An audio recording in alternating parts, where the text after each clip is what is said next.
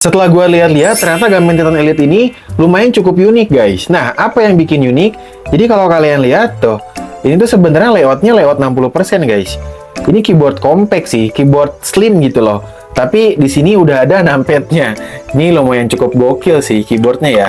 Karena meskipun dia 60% compact, tapi ya ada numpadnya gitu. Kalau kalian suka keyboard dengan ada numpadnya, gue rasa sih gamen Titan Elite ini cocok banget nih. Dan juga biasanya kalau keyboard yang ada numpadnya ini harganya ya cukup mahal gitu. Terus juga biasanya size-nya gede-gede. Nah, kalau ini dia dirancang slim untuk keyboardnya ini. Tuh, compact, tapi di sini udah ada numpadnya. Tuh, bahkan di sini casing-casingnya tuh tipis banget ya. Tuh, case-nya tuh tipis ini, guys. Makanya di sini pun dia telanjang ya untuk switch-nya gitu. Jadi emang kayak bener-bener kelihatan ramping gitu loh untuk keyboardnya.